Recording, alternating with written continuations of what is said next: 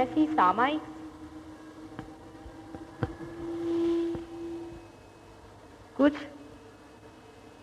सामायिक समस्याएं उपस्थित हो जाती हैं। उसमें से जो एक विचित्र सी समस्या है वो ये है कि हम लोग तमोगुण को छोड़कर रजोगुण के ओर बढ़ रहे हैं। माने पहले तो हम लोगों को लोग कहते हैं कि अभी आप डेवलप्ड ही नहीं हुए, और अब हम डेवलपिंग हो रहे हैं। इस तरह की पहली भी समस्याएं इस भारतवर्ष में आ चुकी हैं। ये पहली मर्तबा की बात नहीं है, लेकिन उसमें थोड़ा सा अंतर है। जैसे पहले रजोगुण से मतलब मेरा ये है, जिसको हम क्रिएटिव पावर ऑफ गॉड कहते हैं, वो रजोगुण है, जिससे परमात्मा सृजन करता है, सारी सृष्टि बनाता है, सारी सृष्टि का चलन वलन करता है, उसी से वो ये जड़ वस्तुएं सब तैयार करता है। ये सारा ही कार्य परमात्मा का उसकी सृजन शक्ति के कारण होता है, और इस सृजन शक्ति को वो अपने अंदर अपने इस हाथ की ओर, जिसको हम लोग राइट हैंड कहते हैं, उधर स्थित करता है। वहां से उस शक्ति की वो चालना करता है। इस सृजन शक्ति की शक्ति हमारे अंदर भी होती है, और इससे हम भी सृजन कर सकते हैं, आगे के विचार कर सकते हैं, फ्यूचर की, भविष्य की बातें करते हैं। और आप जानते हैं कि ये हमारे अंदर पिंगला नाड़ी से कार्य करता है।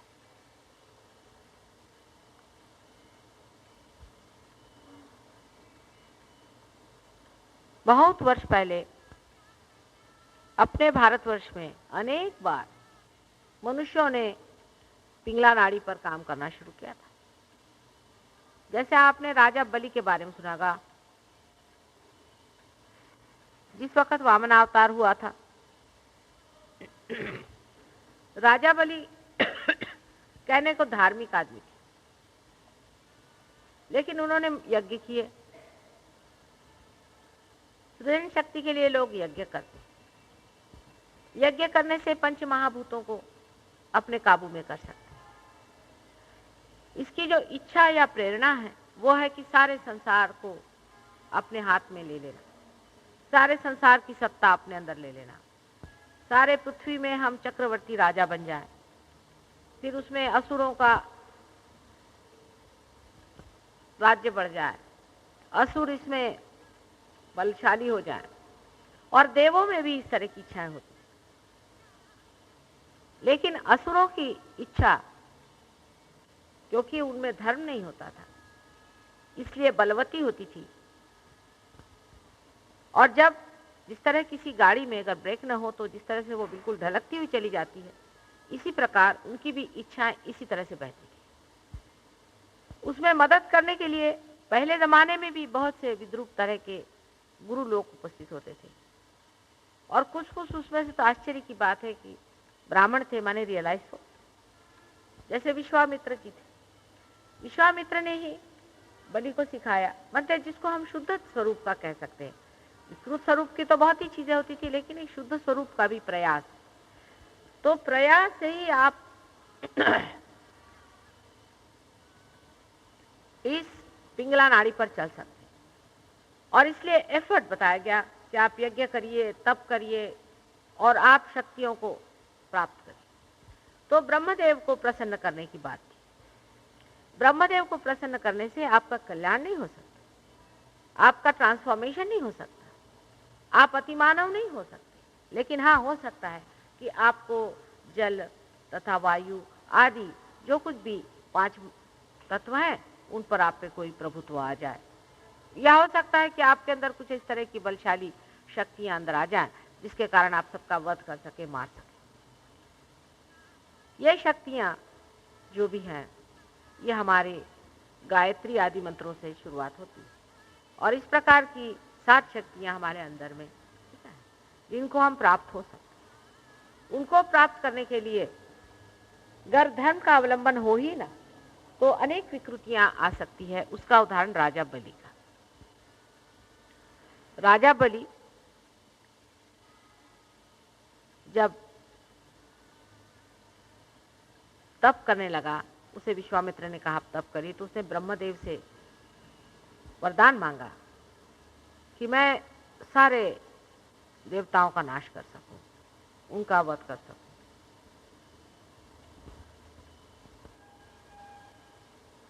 तब आपको मालूम है कि वामनावतार हुआ था।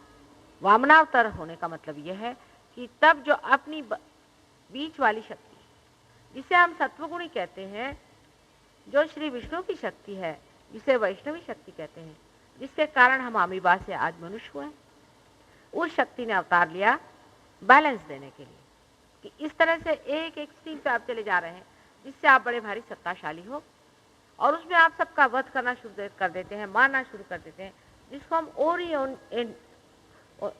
ईगो ओरिएंटेड ऐसा कहते हैं। ईगो ओरिएंटेड जिन्हें हम कहते हैं, इस तरह के जो समाज व्यवस्थाएं होती हैं, जैसे कि आज वेस्ट की हैं, ईगो ओरिएंटेड, ये भी व्यवस्थाओं में युद्ध होना, लोगों को मार डालना और अपनी सत्ता हर जगह स्थापित करना। इस तरह से हमारे देश पर अंग्रेजों ने राज्य किया। अमेरिका का इकोनॉमिक डेवलपमेंट जो है, उसमें वो हमारे ऊपर राज करना चाहती है। फिर रशियंस हमारे ऊपर राज करना चाहते हैं। अब इस वक्त कोई न कोई सात्विक शक्ति का जन्मना जरूरी होता है। अगर वो न जन्म पाए तो ये लोग जो हैं, ये सारे संसार को अपने ईगो से दबोच मारे। हालांकि उनका भी कल्याण नहीं होता, वो भी उसके बाद सीधे सीधे नरक में ही जाते।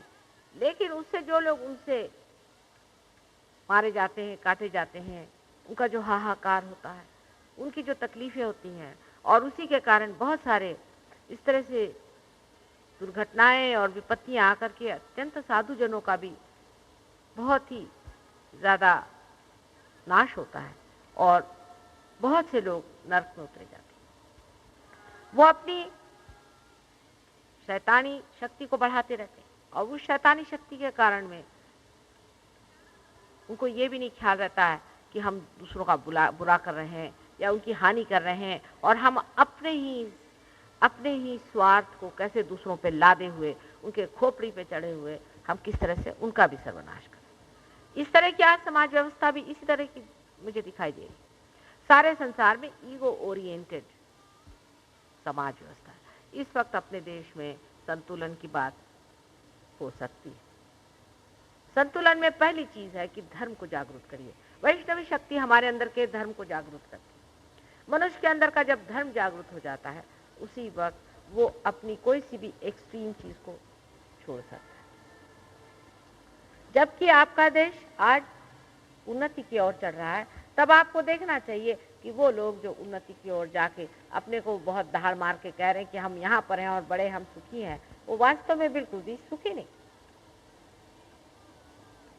परमात्मा की कृपा से कलयुग में एक एक कोने में जो जो बातें होती हैं, आपको सब पता हो जाता है। एक ऐसा पृथ्वी तल पे बर्मुडा ट्रायंगल आपने सुना होगा नाम की एक पूर्ण ऐसी नरक के द्वार की व्यवस्था हो गई। वहां नरक के द्वार कैसे बने? वहां से बहुत सारे लोग गुलाम बना करके ले जाते थे। बहुत से देशों से गुलाम बना करके स्लेव का वहां पे ट्रेड होता था। वो जितने भी वहां से गुलाम गए, उनकी आहें वहां बैठ गई, और उन आहों ने जाकर के ये बर्मुडा ट्रायंगल बनाया, और वहां गर्क हो गई। ये शैतानी शक्तियां अनेक वृत्ति से आती, जैसे आपने सुना आजकल आनंद मार्गी लोग हैं, जैसे आपने सुना अनेक इस तरह के लोग हैं। और ये जितने भी आजकल ये गुरु गुरु घुमा करते हैं, और ये जो सब है, ये सब इसी तरह के कुछ न कुछ इसी तरह के व्यापार में लगे हुए। हाँ, इसमें से कुछ कुछ तो ऐसे भी हैं कि जो ईड़ा नाड़ी से भी काम लेते हैं, पर पिंगला नाड़ी से भी काम लेने वाले बहुत लोग हैं। और इन्होंने इसमें इस तरह से अपनी शक्तियां प्राप्त कर दी हैं कि पिंगला नाड़ी पर बहुत से मरे हुए जो लोग हमारे कलेक्टिव सुप्रा कॉन्शियस में हैं, उनको ला करके आपके अंदर डाल करके आपसे वो काम उठाते हैं। बहुत ज्यादा डायनामिक हो जाना, संसार का जितना प्रोग्रेस चल रहा है उसे कहीं अधिक अपने को प्रोग्रेसिव बना लेना, या संसार में जो सब लोग गरीब हों उसमें एक आदमी का रईस हो जाना, आदि जो चीजें हैं ये सब, इसे हम कैंसर कहें। ये एक मैलिग्नेंसी है। एक सेल का बहुत ज्यादा बढ़ जाना मैलिग्नेंसी है। फिर वैसा सेल दूसरे को छूता है तो वो भी मैलिग्नेंट होना चाहता है। आदमी जब देखता है कि एक आदमी बड़ा रईस होगा तो मैं भी क्यों न हो जाऊं, वो ये नहीं देखता कि वो आदमी वास्तविक क्या है, वो किस तरह से उसका जीवन यापन होगा, उसका उसके घर में क्या हाल चाल है, वो किस तरह से सुखी है या कुछ है। बस उसके पास पैसा आ गया तो मेरे पास भी पैसा आना चाहिए। फिर वो दूसरे को छूता, वो भी कहता मेरे पास भी पैसा। वो कहता उसके पास इतनी सत्ता है, वो अगर प्राइम मिनिस्टर हो गया तो मुझे भी प्राइम मिनिस्टर, वो अगर गवर्नर हो गया तो मुझे भी गवर्नर होना चाहिए। इस तरह से ये जो मैलिग्नेंसी है ये फैलती है। सात्विकता में मनुष्य को संतोष, वो संतोष में रहता है क्योंकि वो अपने धर्म को पाता है और अपने धर्म में मजा उठाता है, उसको अपने धर्म का आनंद आता है, वो अपने धर्म में होता है। और आप सहयोग के द्वारा आप समझ रहे हैं कि धर्म में कितना बड़ा संसार की सारी दुनिया भर की संपत्ति एक तरफ चली जाए, सत्ता चली जाए, जो अपने हृदय में बसे हुए आत्मा से जो आनंद आता है उसकी कोई भी कीमत नहीं। उस आनंद से बढ़ के और संसार में कोई भी चीज नहीं। आपको मालूम है सहयोग में कितने ही लोगों ने शराब और आदि चीजें एकदम से छोड़, क्योंकि जब हृदय के अंदर बसे हुए आत्मा स्वरूप परमात्मा का हमारे अंदर आनंद बहने लग जाता है, तब फिर ये चीजें अपने आप ही छूट जाती। इसके लिए लेक्चर देने की जरूरत नहीं, कोई आफत मचाने की जरूरत नहीं, आपसे छूट जाता है। आनंद का स्रोत ही बदल जाता है, इसलिए अपनी प्रायोरिटीज बदल जाती है और हम उस तरह से बनने लगते हैं। यह आपका सहयोग का बड़ा भारी लाभ है, जिससे आपका धर्म स्थापित हो जाए। जब तक आप अपना धर्म पूरी तरह से स्थापित नहीं करेंगे तब तक सहयोग का आनंद नहीं आने वाला। इसमें हिपोक्रेट नहीं चल सकता। धर्म अपने अंदर बसा हुआ है। आप जानते हैं कि अपने नाभि चक्र में ही धर्म की स्थापना होती है। नाभि चक्र के अंदर अगर धर्म में कोई विकृति होगी तो कभी भी आपका कितना भी सहयोग का प्रयत्न हो सब व्यर्थ जाए और हमारी भी मेहनत व्यर्थ जाती। इसलिए पहले अपना धर्म स्थापित करना चाहिए। इसके अनेक आपको उपाय मैंने बनाया, अनेक बार बताए। अब जब हमारा देश इस तरफ बढ़ रहा है कि हम अपने को बढ़ाएं, अपने को बड़ा करें, अपने को हम उन देशों से मिलाएं जो दुनिया में बड़े रईस बन के घूमते, तब हमारे देशवासियों को सोचना चाहिए क्या हमारे अंदर सब कुछ वही आना चाहिए जो उनके अंदर आया है, या कुछ हमें भी उसमें बैलेंस करना है। ये विचार अत्यावश्यक है। हम आनंद की खोज में हैं, न कि हम ये चाहते हैं कि हम अपने को इस तरह से बनाएं कि जिसके कारण हमारी जो शक्तियां हैं, हमारे अंदर की जो शक्तियां वो दूसरों के ऊपर छा जाए। न तो हम चाहते हैं कि इस तरह से अपने को बनाएं कि जिसके कारण हम दूसरों को दुखी करें। सहयोग में अगर आप पार हो जाएं, पार होने के बाद आप जब अपना धर्म स्थापित करते हैं तो आप देखिएगा कि आप में पैसा नहीं आता लेकिन लक्ष्मी आती। लक्ष्मी आपके अंदर आती, पैसा नहीं आता है लेकिन लक्ष्मी आती। लक्ष्मी और पैसे में बहुत बड़ा अंतर है। और अनेक बार मैंने आपको बताया कि पैसा और लक्ष्मी क्या होती है। लक्ष्मी समाधानी चीज है, सौष्ठव है, गौरव है, उसमें एक तेज। लक्ष्मीपति होना दूसरी बात है और पैसा वाला होना दूसरी बात। अब जब पहले जमाने में मैंने कहा आपसे कि बलि का इतना हो गया तो वामना अवतार हो गया, उन्होंने आकर उसका दिमाग ठीक किया। इसी तरह से महिषासुर को जब मारा था, देवी ने आकर के महिषासुर को मारने के बाद उसकी पत्नी महिषी जो थी उसने बहुत आक्रंदन किया और उसने जाकर के ब्रह्मदेव को खुश कर लिया। ब्रह्मदेव को खुश करना कोई मुश्किल है। जब तप आदि करके उन्होंने ब्रह्मदेव को खुश कर और उनको खुश करके अपने भी शरीर में आप देखें तो हमारी जो वेगस नर्व है एक साइड में तो काफी लंबी जाती है लेकिन दूसरी साइड में आधी पड़ जाती है। इस गैप को अगर कोई भर ले प्रयत्न से तो वो उसमें शक्तिशाली हो सकता है। यानी हठ योग आदि करके या आपके तप जप करने से और लोग इस शक्ति को प्राप्त होते थे। तो उस राक्षसिन को भी यह शक्ति प्राप्त हुई। उसने ब्रह्मदेव से कहा कि आप मुझे ऐसी शक्ति दें कि जिसके कारण मुझे ना तो शिव ना तो विष्णु, दोनों ही ना हरा सके, माने दोनों शक्तियां मेरे ऊपर काम न कर सके, ऐसी मुझे शक्ति दी। और वो स्वयं साक्षात राक्षसी थी और उन्होंने सारे सुरों को मार दिया और सुरों की जो माता थी अदिति वो रोने लगी। उसके बाद में आप जानते हैं कि एक बालक पैदा हुआ और उस बालक ने किस तरह से उसका फिर सर्वनाश किया, महिषी।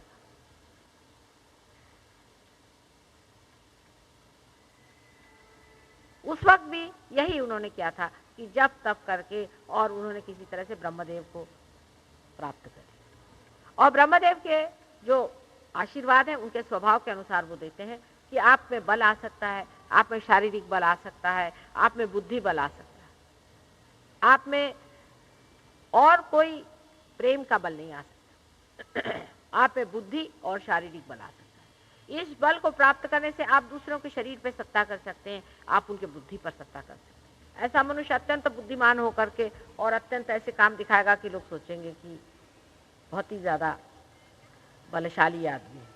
लेकिन सहयोग में अभी ब्रह्मदेव भी बहुत कंट्रोल में है, इस तरह की शक्ति किसी को भी प्राप्त नहीं हो।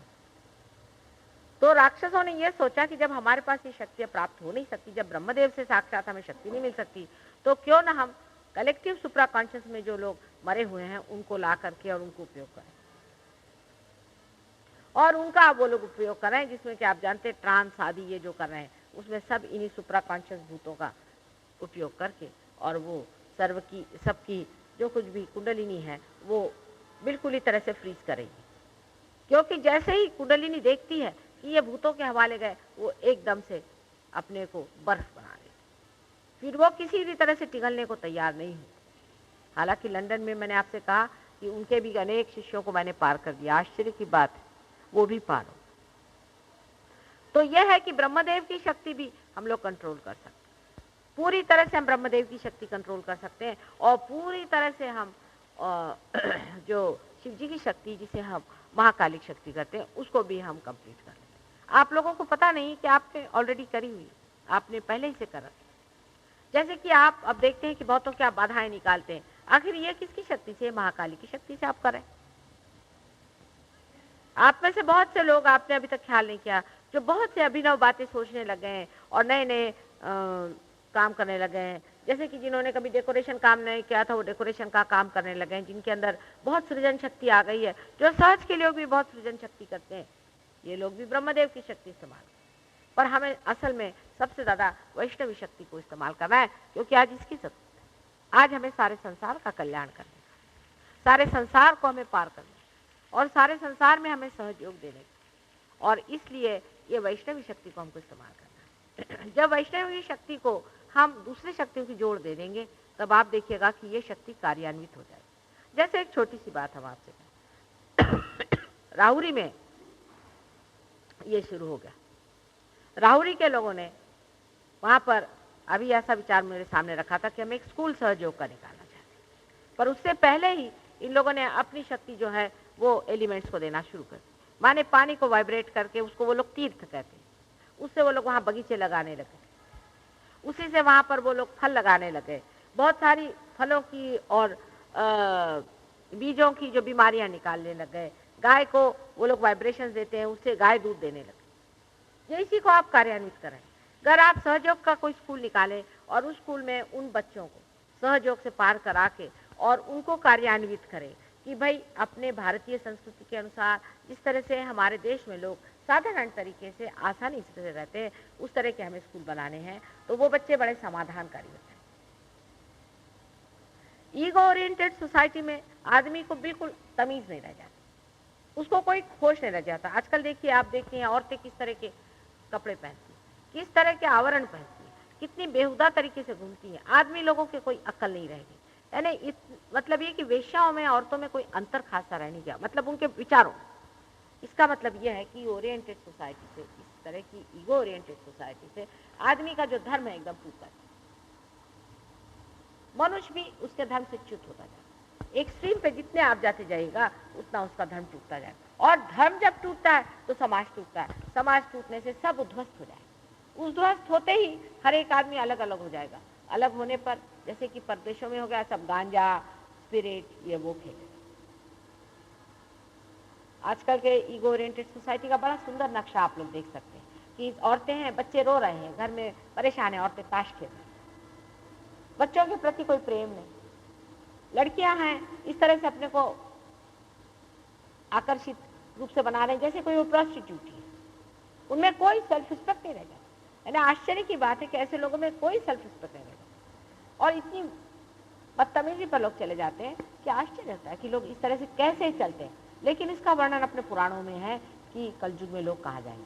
तो कलयुग में ईगो ओरिएंटेड सोसाइटी की वजह से, रजोगुण की अतिशयता की वजह से ही ये हुआ है। ऐसा पहले भी हुआ था, लेकिन पहले एक आध राजा ऐसे हो जाता, एक आध इंसान ऐसे हो जाता था, एक आध हिटलर हो जाता था। आज ये हालत आ गई है कि हर एक आदमी, जैसे कि सारा कैंसर सारे शरीर में फैल जाए। अब इसका बैलेंस सिर्फ धर्म से आएगा, धर्म में जमना होगा, धर्म में बिल्कुल जमना होगा।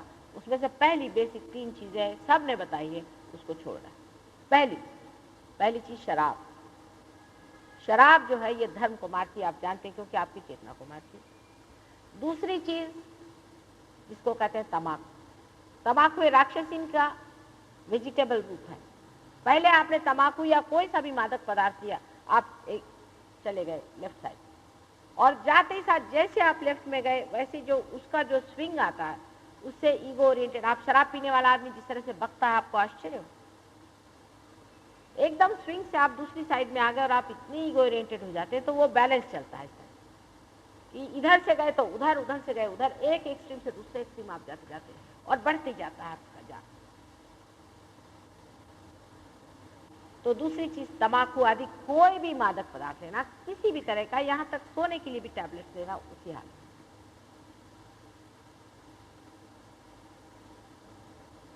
2 चीज मैंने विशेष कर बताई है। तीसरी चीज पैसा। तीसरी चीज पैसा है, इसका आप ख्याल रखें। पैसे की तरफ अपना चित्त ज्यादा लगाना, यह भी एक बड़ी हानिकारक है, क्योंकि जब आप पैसे की तरफ बहुत दौड़ने लगे तो लक्ष्मी से आप दूर होते जाते।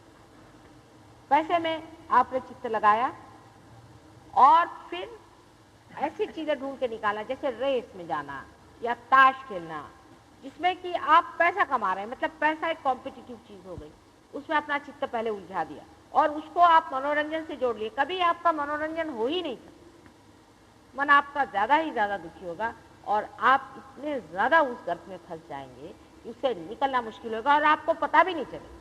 मैंने ऐसी बुढ़ी औरतें देखी हैं कि उनकी 80-90 साल की उम्र हो गई है, बेवकूफ जैसे पूरे समय ताश ही पीटते रहते, उससे तो एक चीटी अच्छी।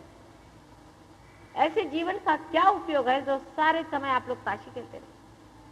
आप सोचिए, बिल्कुल लांछनीय है।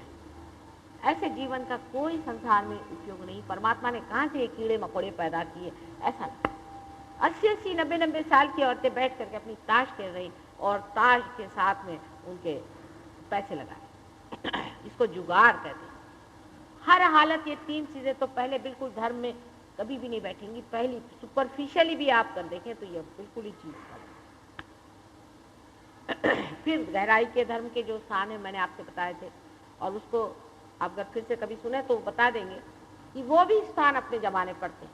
पर पहले ये तो बेसिक चीज है, जो आदमी ये ही 3 काम करता है उसके लिए बहुत ही कठिन काम।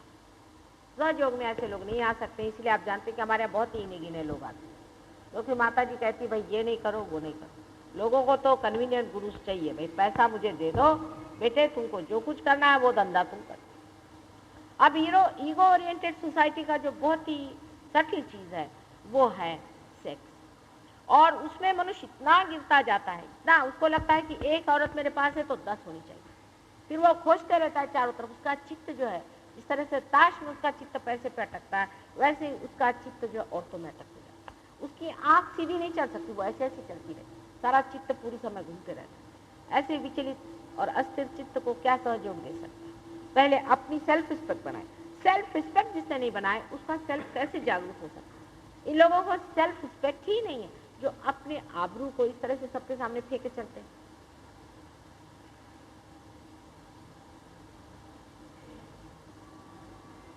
ये बड़ी भारी सटल चीज है जिसको कि लोग नहीं समझ पाते।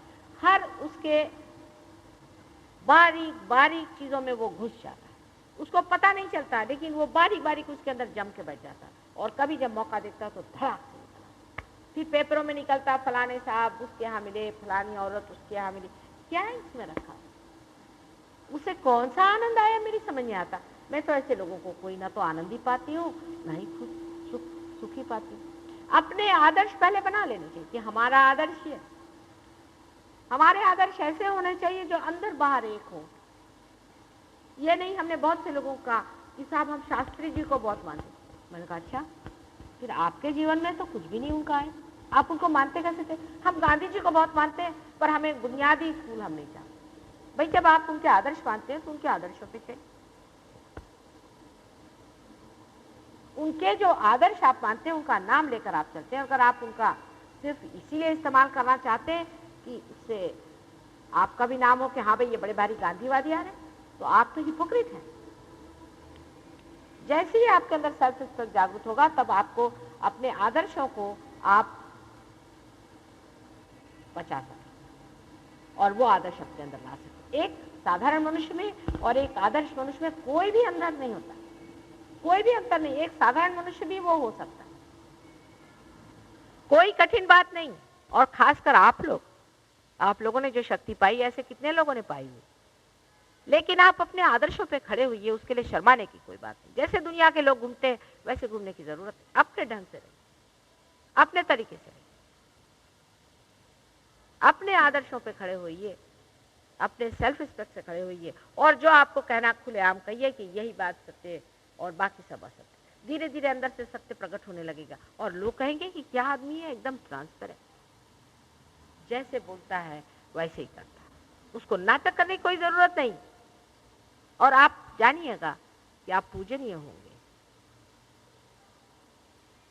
बड़े बड़े पैसे वाले आप देखिए, बड़े बड़े सब देखिए, कोई पूजनीय नहीं, पीठ फिरते ही लोग उसकी बुराई करते हैं। आप पूजनीय अपने गुणों से होते हैं और जिस मनुष्य में गुण होते हैं वही उसे विकसित कर सकता है। अगर आपने गुण ही नहीं जोड़े तो मेरे चिल्लाने से या मेरे कुंडलिनी जागरूक से कोई फर्क नहीं, क्योंकि फिर से कुंडलिनी आपकी खींच के नीचे गिर जाती। मैं सोच के आई थी कि कुछ कहूंगी नहीं आज, तो कहते कहते मेरा तो गला पड़ गया। अब जब तक आप लोग कुछ कार्यान्वित नहीं होंगे मेरा गला ठीक नहीं होने वाला, ऐसा दिखता है। कुछ कार्य भी करना चाहिए। रोज ध्यान में बैठा करिए। आजकल मैं यहाँ पर हूँ, बहुत वाइब्रेशंस हैं, उसको जब तक आप खींचेगा नहीं तब तक मेरी तबीयत नहीं ठीक हो सकती। गहरे उतरिए अपने अंदर में, सहयोग में गहरा उतरना।